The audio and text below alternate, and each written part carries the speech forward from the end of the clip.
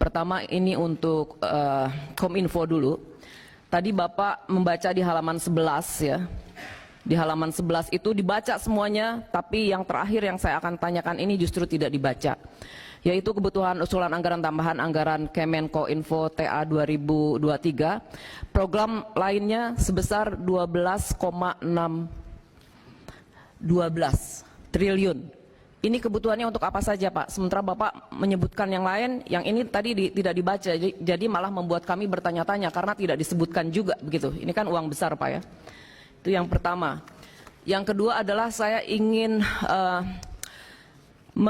memfokuskan apa yang tadi disampaikan oleh Niko. Jadi ada 3 kasus ini menurut saya mega kasus ini Pak. Sampai kita kebobolan di bocor 1,3 miliar data kartu SIM bocor di forum online British Forum dari akun bernama Bjorka. Pelaku yang sama juga dengan dugaan kebocoran 26 juta data pelanggan IndiHome. Itu yang kedua Pak, kebocoran data IndiHome pada tanggal 21 Agustus 2022. Kemudian yang terakhir adalah sebanyak 17 juta pelanggan PLN diperjualbelikan di situs online. Ini pertanyaannya, kok bisa kebobolan terus? Tidak mungkin kalau tidak ada orang dalam ini Pak. Seharusnya saya tidak tahu orang dalamnya apa yang terkait dengan ya di sini ada ada penyelenggara sistem elektronik lah, seperti SIM-nya bocor ini sebetulnya kan kita bisa identifikasi dari mana. Ini memalukan Pak kalau menurut saya Pak. Masa Kominfo sebulan 3 kali kebocoran dengan data yang besar-besar angkanya begitu. Dan kemudian juga berkaitan dengan insiden kebocoran SIM card ini, sampai saat ini kelihatannya belum diputuskan sistem elektronik mana yang terdampak. Nah, kami ingin tahu Pak. Kami kemarin ke BSSN, kebetulan juga ada tugas ke sana, Kunker. Nah, BSSN ini telah melakukan koordinasi dengan SSIRT, Kementerian Kominfo, untuk melakukan investigasi awal terkait dengan struktur data pada insiden kebocoran data SIM card, di mana hasil analisis bahwa hanya sebagian field data yang sesuai dengan data provider yang tersimpan pada Kementerian Kominfo. Nah, saya minta penjelasan. Kalau Bapak geleng-geleng, saya minta penjelasan, Pak.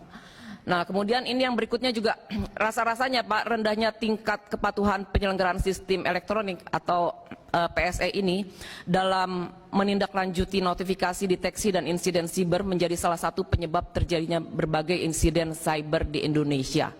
Sekali lagi saya mempertanyakan fungsi Kominfo. Harusnya Kominfo bisa take down saja tuh yang nakal-nakal begitu Pak.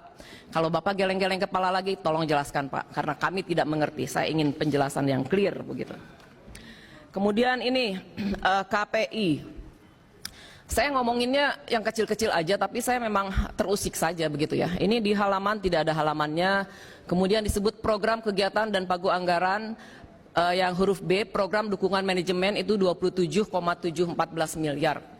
Yang menggelitik saya itu poin nomor 2, operasional dan pemeliharaan kantor. Di sini ada pakaian dinas. Saya tidak tahu nilainya berapa, tapi pertanyaan saya, pakaian dinasnya seperti apa Pak Ketua?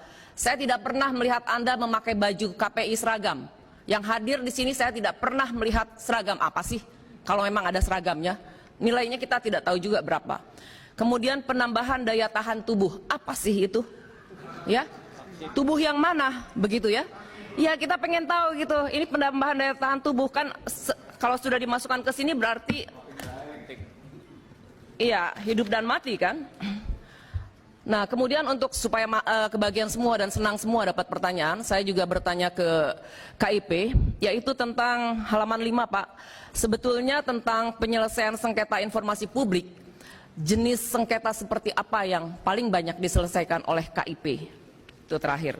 Dan satu lagi untuk suhu saya, guru besar, Pak Asyumardi yang sangat kami banggakan. Tokoh kami lah semua. Ini Pak, dengan di halaman 11 ini saya baca survei indeks kemerdekaan pers, dan saya sudah baca juga bukunya.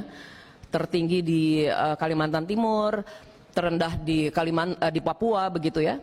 Nah, ini terus apa yang Bapak tawarkan untuk kemerdekaan pers itu memang ada solusinya sih, tapi melihat kalau di sini mungkin demokrasi sedikit apa ya, defisit mungkin. Karena apanya saya tidak tahu. Nah, itu saja pertanyaan-pertanyaan dari saya. Terima kasih. Assalamualaikum warahmatullahi wabarakatuh.